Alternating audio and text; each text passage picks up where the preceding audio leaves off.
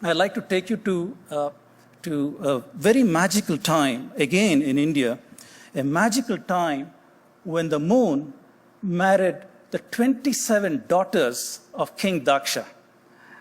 Well, if you're the moon and you lived in those times, you could get away with polygamy, but don't try it today.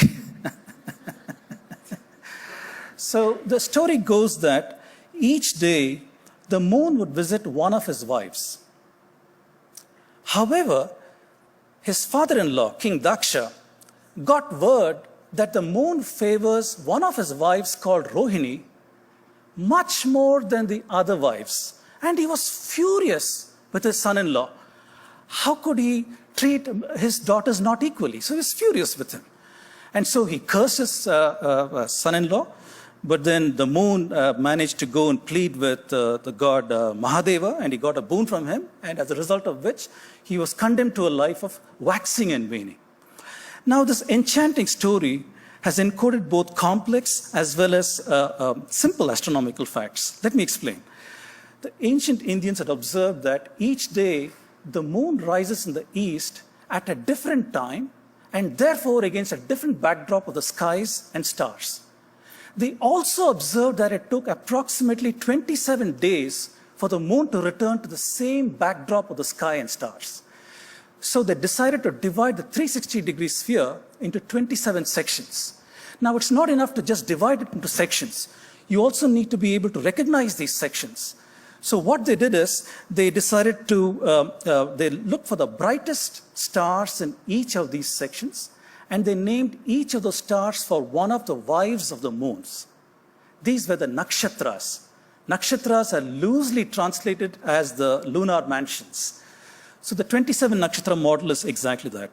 So see, this is a very, very powerful mnemonic that the ancients evolved, where using the mnemonics of the moon's wife's name, they could come out and look at the night sky and recognize the principal stars in it, as well as associate them with the phases of the moon and thus mark the passage of time.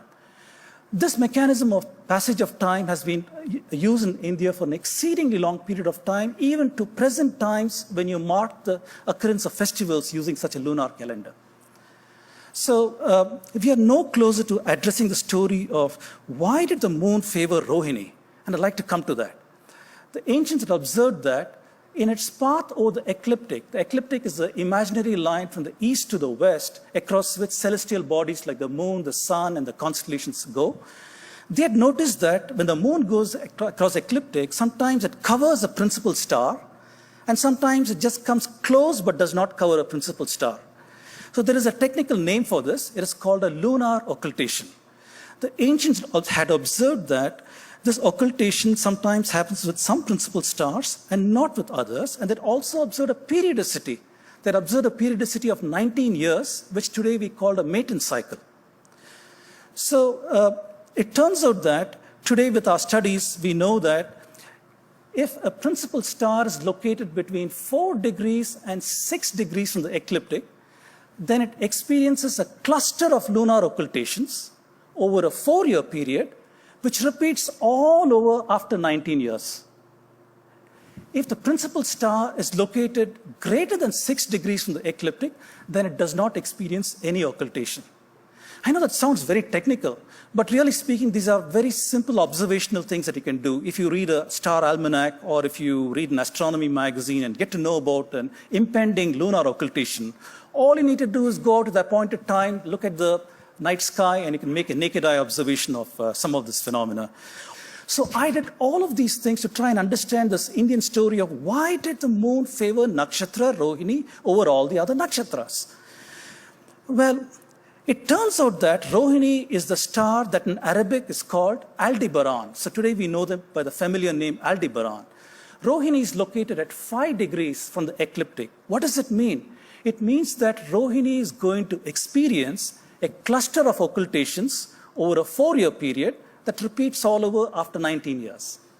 Well, I counted in the latest cluster is from 2015, ending this year in 2018, I counted 49 occultations of Aldebaran or Rohini with the moon. This is far greater than the number of occultations that the moon has had with any other nakshatra or principal stars. Not only had the ancients observed the phenomena of occultation, not only had they also looked at the frequency and called out how often each is occulted, they had also noticed that Rohini was occulted the most and preserved that observational wisdom in an easy-to-remember story of the moon and his wives and how he loved Rohini more than the others. So isn't it amazing?